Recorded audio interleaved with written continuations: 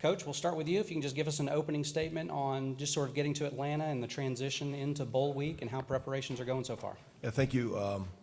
Had an opportunity, I think, right after our last game to get a couple light practices, kind of keep guys in the swing of things in that championship week where we thought we'd have a chance to maybe be playing in a top-level bowl. The guys responded great. A year ago, we went to a bowl scenario. I think people questioned the way we're going to play. We practiced well. We've had great practices again this year.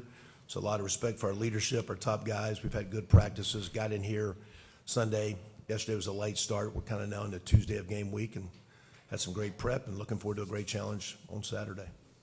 All right, CJ, next for you. Just talk about kind of the event last night and getting settled into bowl week. What were your thoughts on the event at the Hall of Fame last night? It's been a blessing to be down here playing for a national championship. So it's been a goal of mine since I got to school. And last night was fun. Kind of just let things loose and just really enjoyed the time with your brothers. And then playing against them was fun. It was just it was competitive at the same time. It was hard on. It wasn't very competitive like you would think. So it was just having fun and it was a good time. So. All right, Emeka, how about you? You guys dropped the first one, but you came back strong in the second event and were tied at 1-1. Yeah, last night was definitely fun. Just happy to be down here, spending time with my brothers, and getting the team camaraderie going, and kind of just not forgetting what an accomplishment it is to be here. But obviously we're very focused and tuned in on this game, so we're locked in for a good practice today and putting it all on the field on Saturday. All right, thanks, gentlemen. Okay, we'll go ahead and open it up for questions now. Please raise your hand. We'll get a microphone to you. Remember to give your name and your affiliation and to whom you're asking the question. We'll start right over here on the second row. Griffin Stromel, Living Warriors. Coach Wilson, I'm just wondering how much different has your role in the game plan and things like that been, or has it been different at all since obviously taking on the new job here in the last month? Coach was pretty with the calendar. After our last game, it was a dead recruiting week until Friday. So as coaches, we were in, kind of looking at potentially ahead, looking at how we just played and kind of reviewing the year. Had a couple light workouts with our guys just to kind of keep them in tune because we felt we could be playing in this game, and we knew that team was practicing that week, so we didn't want to go out after the season, have hard prep, but just keep our guys sharp and on edge. And then we spent through the recruiting cycle. In my situation, I was gone a little bit, but we have probably spent more time game planning as we wrapped up the recruiting cycle and everything going on and probably are farther ahead. We've been through our game plan several times. Now we're in game week. I think this is about the third time that we're going through a lot of things, a lot of polishing. So I think Coach Day was, and Coach Mick with the workouts, but Coach Day was adamant about our preparation, being ahead, and not down here stressing and last minute going through things. We're not, by any means, this is not bowl week. This is playoff week. But we're very much, I think, ahead as players would tell you with the game plan, what's going on, playing a challenging team with a lot of great athletes and a lot of stress they bring in their structure. But we've worked really hard to be ahead and give our kids a chance to go out and be aggressive and play well Saturday night. All right, we'll take our next question from all the way back to the left side. Dom Taberi with WBNS TV in Columbus. CJ and Emeka and Kevin, indoor game, weather's not going to be a factor. How much would you think we'll see the ball in the air? Can you give us an idea? And do you see an opportunity there? It's definitely a good feeling, not knowing that you don't have to deal with weather coming from Columbus or the Big Ten, where you're playing the Midwest, the majority of the time, or the East Coast, where weather is always a factor. So whatever it takes to win, I feel like is what we're gonna do. So if that's throwing the ball, if that's running it, if that's having a punt, whatever the case may be, we just want to win the game. So really just focus on that, just execution in those type of scenarios. And yeah, I think that definitely is a good thing to be playing in a really nice stadium. I think the atmosphere would be cool, so just really excited to play in that. All right, staying on the left side here in the third row. Jordan Hill with Dogs 247. Question for Kevin. A lot of talk about Georgia's tight ends, Brock Bowers and Darnell Washington. How unique is that challenge of trying to stop two tight ends of that caliber, and what stands out to you about those two guys? You can hit Coach Knowles, and I just we're all kind of spread offenses. The game has evolved. I think, though, the last 5, 8, 10 years in college ball, if you don't have good tight end play, your quarterback's either going to have to throw it a whole lot or run a whole lot. And I think the tight end position just takes a lot of stress. And when you have two of them, you can balance up either side of the formation. You can add width to one side of the formation when you put them in tandem, let alone guys like they have, which we do too, and the way Cade and Mitch and G has played. Those are, I think, the quarterback is what makes it go. You can do what the line can block. The receivers make, and the running backs make the dynamic plays. But I always felt in our world the tight end position connects the offense together. And I think both groups will be huge Saturday night as both teams attack each other. All right, staying on the left side one more time in the back. Yeah, Clay Hall, ABC 6, Fox 28. CJ, keep reading about how you were recruited by Georgia and Coach Smart had an in-home visit, et cetera. How did you regard them? How close was it? Were you high on the Bulldogs? Yeah, I mean, I had a great recruitment with Georgia. I went on an official visit, and then I did have an in-home visit with him and Coach McGee. I think it was one other coach too. But yeah, they were very respectful. I enjoyed my time up there, met some of the players, and I think some of them still play for them now. So I mean, I have respect for them, and I think they have respect for me. I got to see him up at the Heisman with Stetson, so I got to talk to Coach Smart a little bit. He's a good dude, definitely a great coach. So nothing but respect from both sides, I feel. And it's kind of come around full 360 to be playing them now. So I'm excited to do that. And it was close, but I'm glad where I went, and I'll ride with that till I die. So, yeah, they were like second in my recruitment, but I feel I made the right decision to come into Ohio State. All right, right side is stepping up. We'll go right here in the front row. Yeah, Brooks Austin with Dogs Daily. CJ, I'm just curious, a coordinator change midway through the season. How have you and Coach Wilson gone about, establishing being on the same page, and where would you rank kind of your comfortability, just a month in? There's no change. Coach Wilson has been doing the same thing he's been doing since I've been at school. I mean, they always find a clean game plan for us. So that's for the outside world that think that's confusing. Or Coach Wilson's been there every time I ask for him or need him or need something. Coach Wilson's there, so it's no confusion. That's probably for you guys. We've been doing the same thing that we've been doing. So, but yeah, he does a great job. I think he'll do a great job at Tulsa, and I told him that. I mean, he has that aura of a head coach, so I'm excited for him to go up there and do his thing. All right, we're going to go back over to the left in the third row. Yeah, Jed May with UGAsports.com. CJ, following up on your recruitment by Georgia, what do you remember about kind of the vision that Coach Smart and all them pitched to you for the Georgia offense when they were recruiting you? And when you see their offense now, how different is it maybe than the one you kind of envisioned yourself playing in at one point? I mean, it was so long ago. Well, not that long ago. It was like 3-4 years ago.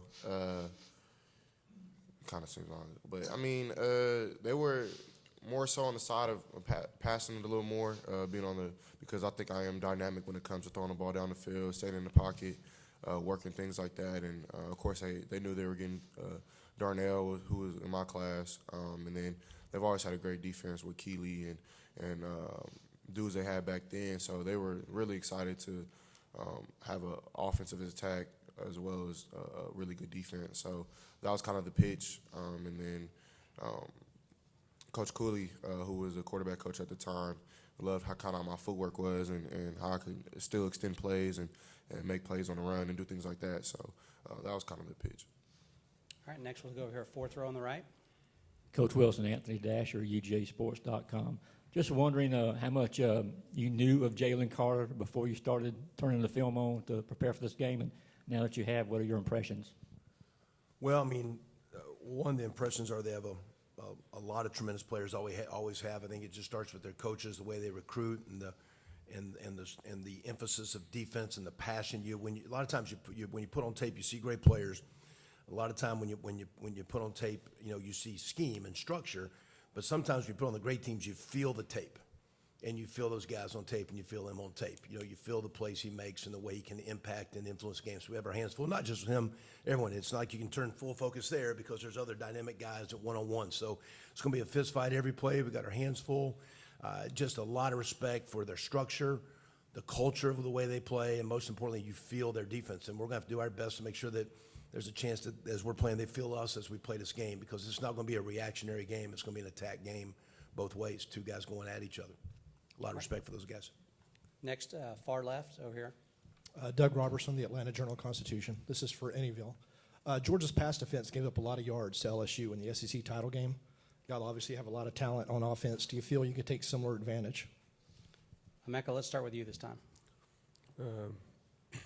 I'm very confident in the talent we do have on offense, and I feel like when it comes to us playing any team in the nation, I feel confident with our guys and our ability to sling the rock. So, like CJ said, we're going to do all it takes to win, whether that's running or passing, but we're definitely aware of the talent that we have, and we're going to look to exploit it and make big plays whenever we can. CJ? We got to play Buckeye football, though. LSU do what LSU did. So, I mean, I'm pretty sure they're not just going to let us drop back and just do what we want to do. So, I'm pretty sure that they've been watching film on us, make sure that that's something that they stop. And they probably think, oh, I don't know what they think, but I know that that's probably what the outside world thinks, is that since LSU got to throw the ball against them really well, that we'll just go out there and do it. I'm pretty sure that they'll have a plan for that, and we'll have to be on our game just as better as they are. So that was good for LSU, but we got to go play Buckeye football and make sure it happens on Saturday for us. All right. Coach? Yeah, I just think, you look at those stats, but the result of the game was, they won the game by 20. So that wasn't necessarily the formula to win the game.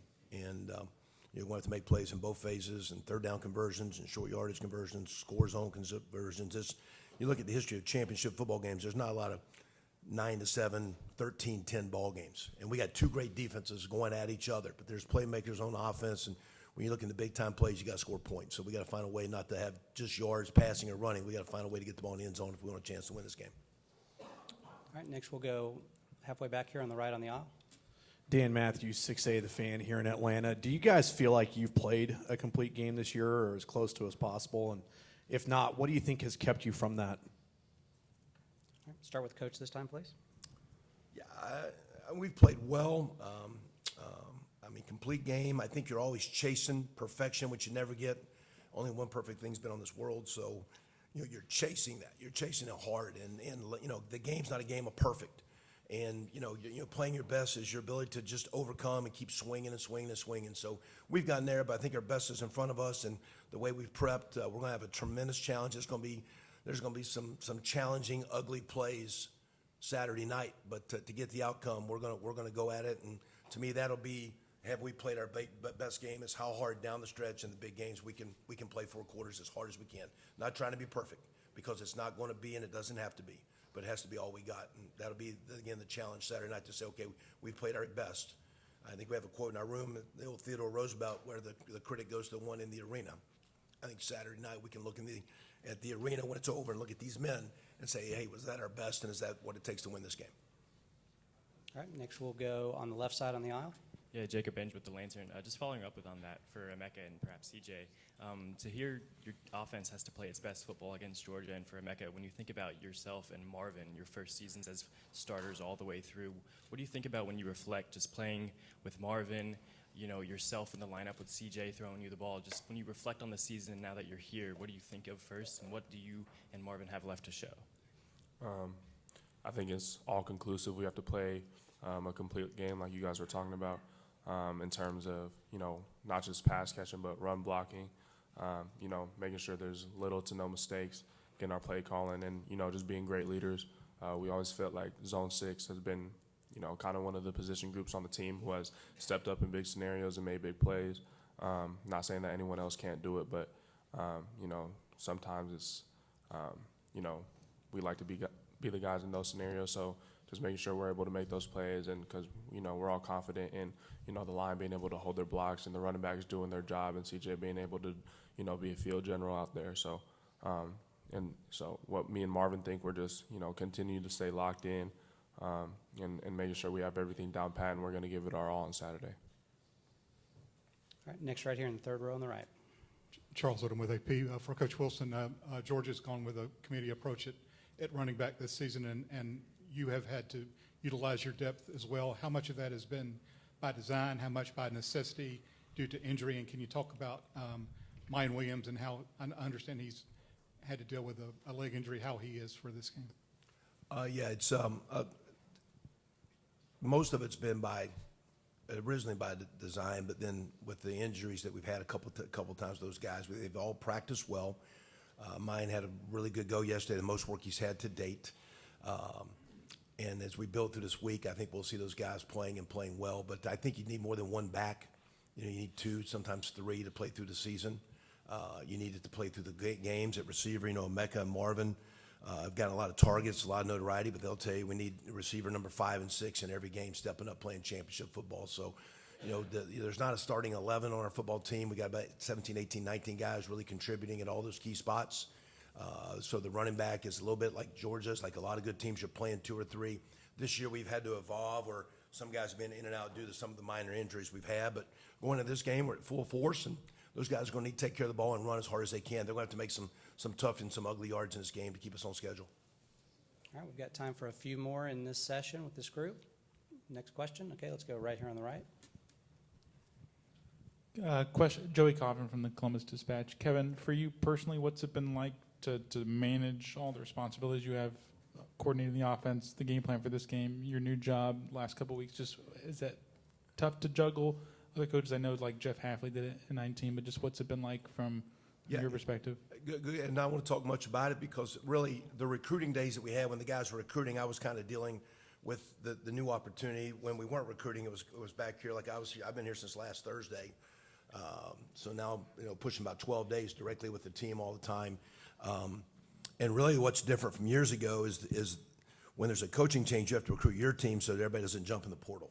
So that was the issue, is trying to keep the guys on board. But I'm very compartmentalized. These guys know this. So when I'm on practice, it's all practice and it's full throttle. We're in the meetings, it's all meetings. So, there's probably 70% of the time has been on this bowl game. And the extra time's been late at night, like last night about 9:30. We started yesterday morning, about 7, got rolling. About 9:30 last night, I actually got to a couple things revolving about next year's job. Everything is with these guys. Coach Day's comment was, I am in this position because what these guys have done and the obligation. I said back in preseason, one of our goals was to get here and have a chance to be in this game and to be a part of this, and we won't have success in this game. So it's not been hard. It's been a lot of energy. And the total focus when it's been time to work is on these guys and giving us a chance to play well against a tremendous Georgia defense, and we're ready to roll. All right, staying on the right side in the second row right here. Andy Baxter from Letterman Row. Emeka, just wondering from last year's experience, what did you take away from the Rose Bowl and now playing a bigger role in this offense? How do you take away from that experience and apply that now?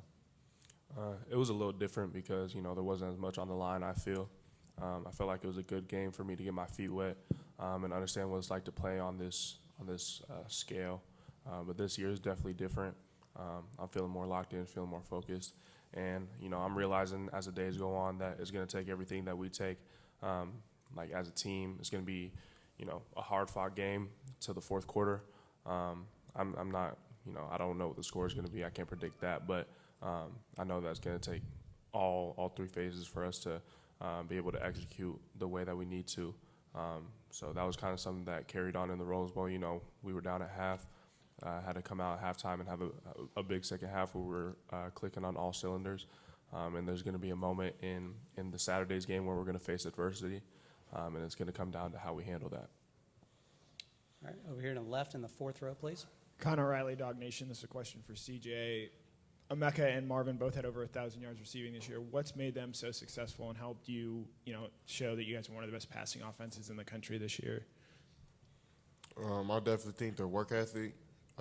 Whenever I come into the facility, either they're there or they're coming, and they're coming with me, or they're there by themselves on the jugs, and that kind of just shows you what type of work they put in. It's been like that since their freshman year, and I think that's kind of what's been paying off is just the work that they put in. And then really just how smart they are. Like, they pick them on the offense really well. When they first got in here, it wasn't like a slouch from Chris and Garrett. Emeka and Julian and Marvin were the twos that year, and they were just as good or, better at times. I'm not saying they're better than Garrett and Chris, but, they were playing really good football to be freshmen. And I definitely think that when you come in with that type of attitude of, like, I'm not just going to be here and try to learn, I'm going to be here and dominate, that's when you learn, and that's when you become a great football player. So it hasn't been overnight. They've been good since their freshman year. They just didn't have an opportunity to really touch the field last season. So I definitely, the work that they put in and how they came in with that type of dog mindset has definitely paid off to have success this year and to continue to have success in the future. All right, we've got time, I think, for two more. Any other questions? Okay, all the way back in the back, please, on the left.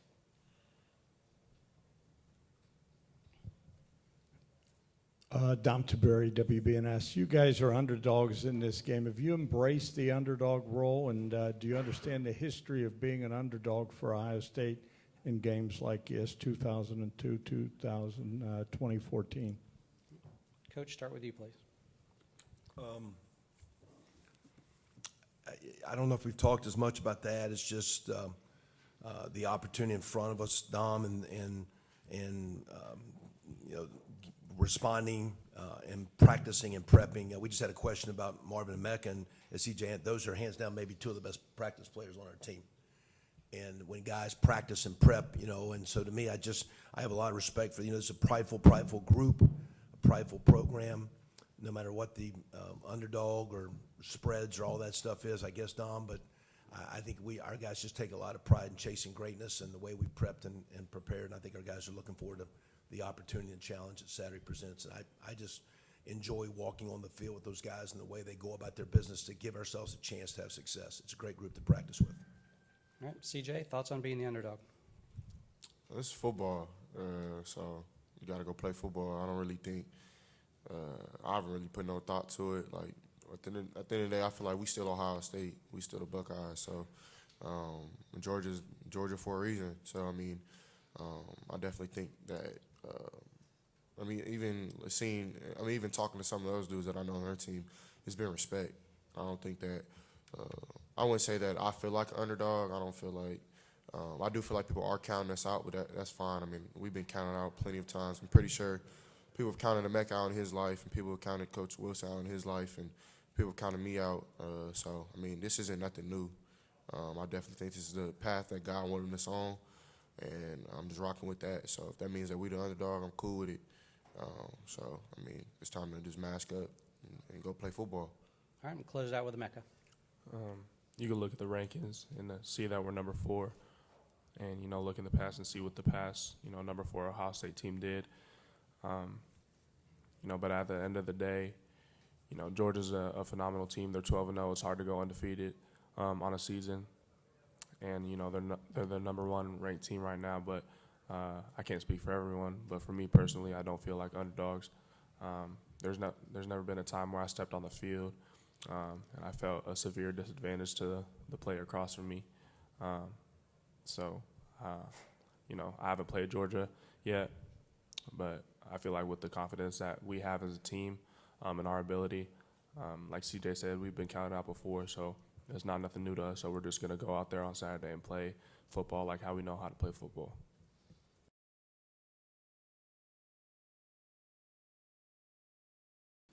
It's been going good.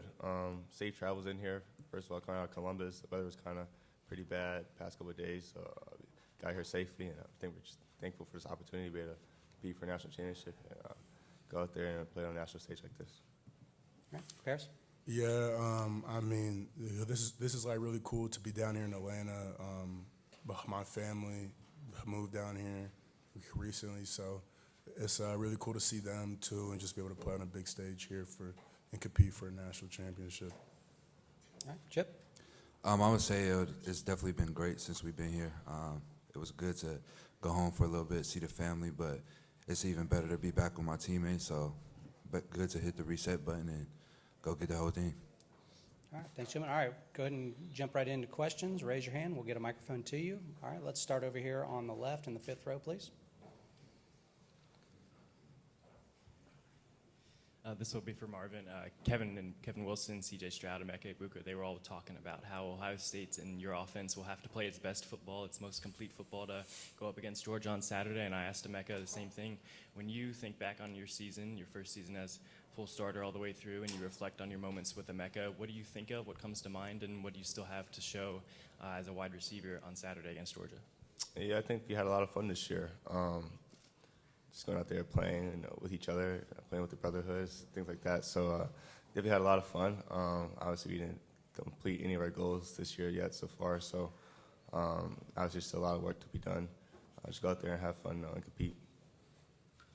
All right, third row on the left. And Jordan Hill with Dogs 247. Question for Paris: what stands out to you about Georgia's defensive line and just the challenge going up against those guys on Saturday?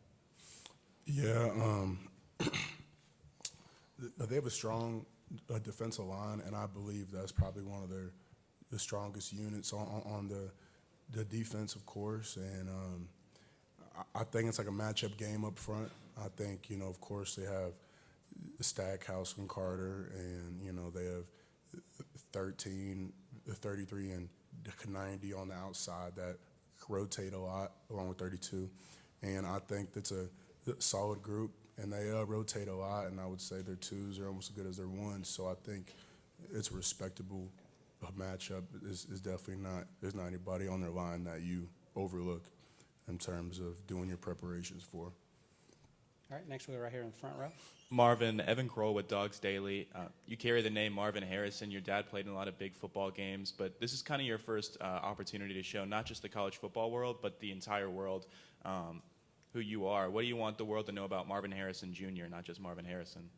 I'm my own player, first and foremost. My dad, he did great things, but I'm just trying to beat myself and go out there and make a name for myself and be the best receiver that I can be. Yeah, Brooks Austin with Dogs Daily. Paris, you rattled off all those defensive linemen. How do you go about studying 6, 7 different guys? And are you taking their best move? Are you seeing where their weaknesses are? How are you going about evaluating each individual opponent? Yeah, so usually during regular season, I only have about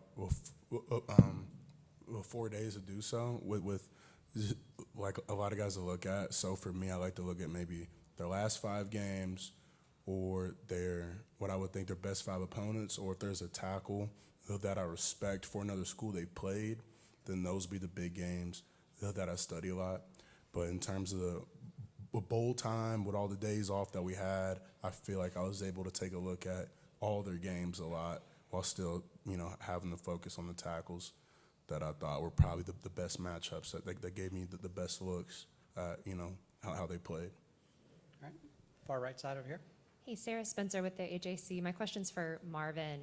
When you look at this Georgia defense, what are the biggest things that stand out to you, particularly what's jumped out to you on film about this Georgia secondary that you'll be going against? Yeah, they play very fast. They play physical. I think one thing, they have a lot of confidence in themselves to make plays. That's what great players have. Confidence in themselves that they're going to trust their instincts and trust their abilities to go out there and make plays, and they've made plays all year for them. So you're going to have to match their energy, whether that's in the run game or the pass games, because the receivers have to go out there and make plays and compete. All right, all the way back in the left. Yeah, Marvin, Dom Taberry, WBNS TV, back in the back. How are you, my friend? Good, how are you? Just your feeling about playing indoors. The weather's not going to be a factor. It's going to be a fast track. Does that give you guys a little bit of an advantage with the weaponry you have on offense? I wouldn't necessarily say it's an advantage because they get to play indoors too. And if anything, they played in the stadium more than we have. So I think the advantage would go to them. But it's definitely nice to be able to play indoors, and weather's not going to be a factor. And in the pass game, we kind of do what we want to do. Next question. Where are we going next? All right, right here. Cody Chaffins from Fox 5 in Atlanta. I mean, anybody can answer, but Georgia, their last half that they played was against LSU, where LSU put up a lot of yards and a lot of points. Is there anything in that can be a blueprint for you guys as you get ready for Saturday? Chip, let's start with you this time. I think that whole game, it was just a good game to overall analyze. Georgia's here for a reason. We're here for a reason too, but their defense is very stout, so we believe that we have to have our best game on offense, and I think we're on pace to do that with the practices we've been having. But overall, just from watching that game, LSU did some good things against them, so there's definitely a chance. Coach Day always preached, it's always a chance. Just no matter how hard you work, it's always going to be a chance when we show up on game day. All right, Paris? I agree with Chip that watching the game, there were a lot of things like the blueprint that they use to gain yards, but also I feel like the main thing that I look at is to do exactly what some team, to do like the opposite of what the teams did, right? So there was a lot of clips I watched where there was a breakdown in the run game immediately that resulted in the negative runs, and maybe there was a lack of protection from one of the guards really early on. So I think looking at those, and for me as a lineman, I like to look at the negatives as a lesson to learn before it happens. So I think those things that I saw from that game in particular were great lessons, not just for myself, but for the entire offensive line room, for this game. All right. And Marvin? I think at the end of the day, we just got to go out there and play our own ball. Obviously, LSU did what they did, and other teams like Missouri gave them a good battle. Played their game. So I think we just got to go out there and play our game. We have confidence in ourselves that we're going to make things work and go out there and compete. So I don't think we have to take too much from other teams. Obviously, we have to watch the film and see how other teams succeeded, but just worry about ourselves and know what we can do. All right, let's stay on the left side all the way back again. Dom Tiberi, guys, this is for all of you, WBNS TV.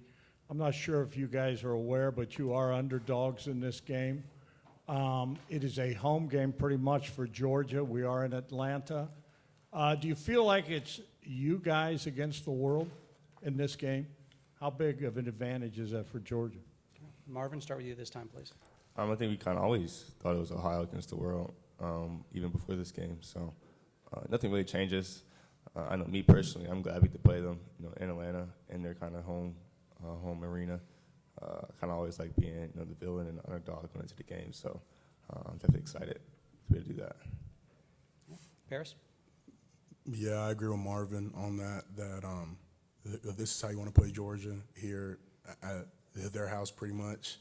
So, and yeah, since I've been here, it's pretty much been Ohio against the world. So I think this game even exemplifies that as well, with the circumstances, what you said. All right. Chip, thoughts on being the underdog? I think overall the team likes it a lot. At this point, we have nothing to lose, so we're just here for a reason. I think everybody counts us out, but at the same time, this is what you take on the Buckeye name for. So we're all here to put our best foot forth and just go win the whole thing. All right, we're going to go in the second row right here on the right. Andy Bax from Letterman Row. This one's for Chip. Do you feel like a different running back now that you have switched and played linebacker full time? And like, what did you take away from that experience? Do you see defenses differently? How did that influence you? I feel like it's definitely helped. Everything happens for a reason. Ultimately, first didn't come here for running back just because it was the biggest offer on the table for me at the time. But I definitely feel like it helps every time when I'm scanning, every play. Definitely grateful to Coach Nose and Coach Coy for the time I did spend in the room. But I'm also grateful for these guys that I have on offense. Ever since I've been back on offense, it's just been getting nothing but praise and confidence from my teammates, and that ultimately helps me. But I've just been grateful to be back at this position and ultimately doing whatever I can for the team. All right, right here in the front. Yeah, Brooks Austin with Dogs Daily. Big Ten versus SEC. The word physicality gets brought up a lot in these types of matchups. Have you guys been doing anything to, quote-unquote, ramp up the physicality in the month leading up to this? And is that something you can instill within a month, or is that something you've worked on all year? Marvin? Marvin, start with you, please. Yeah, I think that's just how the game of football is played. Got to play it, in a physical way. I don't think we've really done anything different than we've been doing all year. We kind of have emphasized physicality throughout the whole, all season, leading into the season. Starting with Coach Mick in the weight room, and just the kind of the practices and drills we kind of did, over time, kind of prepared us for this moment. So I want to say if we did anything different, you got to go out there and play physical, but it also takes a lot of technique and skill to win the games just as well. So it's going to take a collective of things. Yeah, the physicality is the most important thing, is the biggest factor in this game, but by far. And I think as an offensive lineman, that is the best thing to hear, knowing that the only factor, the best way to compete, for, Chip and for Marvin to do their job, is for me to just out physical the guy across from me. You know what I mean? Like, I feel like during this bowl prep, we've put in a lot of time trying to work our skill and our technique and our discipline. So when it's time, when it's time for us to be out there, it's a second nature, and then all we have to do is to rely on just being able to go after a guy in front of you. You know what I mean? Because that's what it's going to take to beat them. All right, Chip. I feel like when you're a Buckeye, this is all you ask for. Our schedule or our practice plans have in divvy. The main thing in our program is toughness and fight. So I feel like when it comes down to the nitty gritty and you telling us that's all we got to do, I mean, that's what we're confident in, because that's where we go back to the basics and we just going back to the building blocks. That's all the mat drills, that's all the winter workouts, and that's everything we put forth in to get here at this very moment. So I feel like giving us that advantage, we're definitely comfortable with that. All right, time for a few more. Next question, where are we going?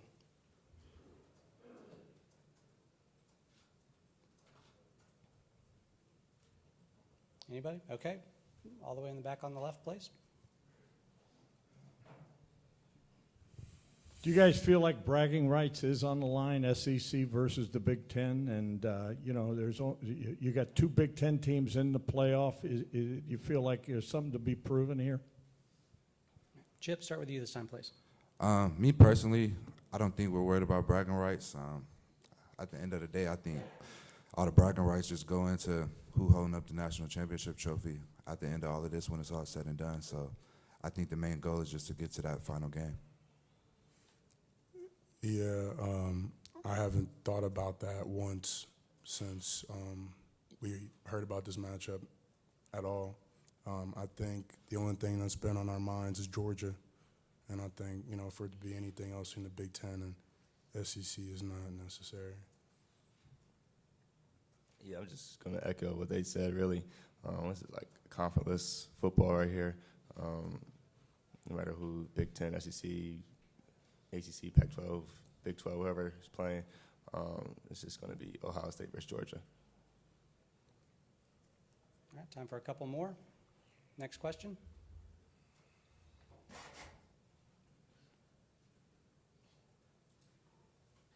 All right, I got one for you guys. If you guys win this game, I think you're going to be the first team to win all 6 New Year's 6 bowl games.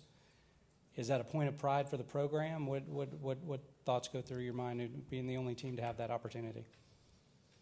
I didn't even know that was a stat, first of all, so thank you for inviting me on that. That'd be very nice. Credit to all the teams in the past that have won the other bowl games. We're trying to do our part. I did know this was our first time in the Chick-fil-A Peach Bowl, so like I said, we're thankful for the opportunity. Go get a chance to make history. It's very good. Yeah, well, like Marvin said about, being in the Woody, I think the first question that we all ask, I mean, I don't know about everybody, but for me, I ask a lot of questions sometimes about stuff in the Woody. But we don't have any years on a Peach Bowl sign in our facility, so I think, just being able to have a chance to be the first team on the list, for all the rest teams that come in the future would be like a really cool thing to have, and especially be the first one in the country to have all 6. Would be special. All right, we'll make sure we get one of those to you. All right, Chip, what about you? I think it's definitely grateful for us to be down here at the Peach Bowl. I think Atlanta's a beautiful city. But at the end of the day, I just know the whole Buckeye fan base and the whole Buckeye world. It's only one trophy that matters at the end of the day. So. All right, fair enough. All right, we got a couple more minutes with these guys. Any final questions? Okay, let's go on the aisle here on the left.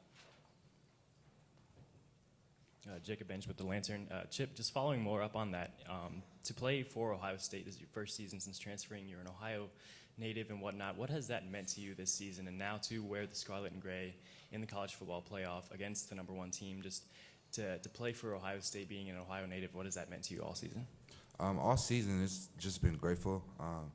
Me being back in the state of Ohio, really just playing ball. I'm so crazy. I really don't even get nerves anymore, just because I'm so prideful to even be back here, putting on a scarlet and gray, and putting on a Buckeye helmet. But at the end of the day, it's definitely good just to be along with guys like Paris and other guys that's from Ohio. You definitely get that culture and you get that sense of pride on the team, and that's what we carry with us, and that's what you come here to Ohio State for. So. Okay, right here, second row on the right. Marvin, I meant to ask you out there, just more a question for next year probably, but what have you seen in Kyle McCord in bowl practice, maybe late in the year, that obviously he could be the guy next year's competition? Yeah. What have you seen from him late this year? Yeah, I mean, he's getting better each and every day. He practices really hard. He knows that's his game reps pretty much throughout the whole year in practice, but hopefully something happens to CJ, him or Devin, each can go in there. I think we have confidence in both of them, coaches and players. They can go in there and make a play. So I'm not really worried about next year. I think we'll kind of get to that when that time comes. But I know Devin and Kyle can both go in there and make plays. They've been practicing really hard all week. All right, time for one more. Anybody? Last chance. Okay, final question here, left side on the aisle, please. Jacob Benj with the Lantern. For all three of you, Kevin Wilson talked a lot about having to balance, preparing to be the next head coach at Tulsa while also being the offensive coordinator for your offense. I'm curious, just from all three of your perspectives, what have you seen working with Kevin Wilson the last couple of weeks since he's taken the new job, and just what has he meant to you guys just this season and throughout your careers at Ohio State as well? All right. Chip, let's start with you, please. I've actually had the chance to know Coach Wilson ever since my sophomore year of high school, so I think Coach Wilson is a great guy. Well, I think we're all definitely happy for him to get a head coaching job at Tulsa.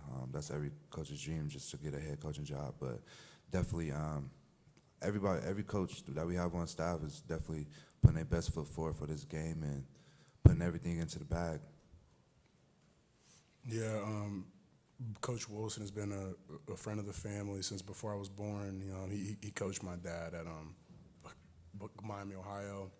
So I think for him, at least for me, like some people could say like, oh, how could you leave Ohio State? But for me, I feel like I have the perspective of also just wanting to see people win, and I want people to be happy and be able to continue, to do what, wakes him up in the morning. I think that's a great opportunity for him, and excited for him with that. And I think he's definitely, when he took the job down there and he came back to practice, he was, you just see the smile and just the juice that he had to just, to really just leave it all out there, because this is his final run with Ohio State. So just to, leave it all out there, and I think it's been a great energy in the Woody, All right, Marvin. Yeah, I'm definitely proud of Coach Wilson. Be to go out there and to continue on his coaching career and to be the head coach. Kind of see him every day in the Woody. He's always holding his little coffee cup, and he's always speaking to me. We just have good conversations. So I'm very grateful to have a coach like that. Help me in the run game a little bit and blocking. Like I said, I'm very proud of him. He's going to do great things at Tulsa.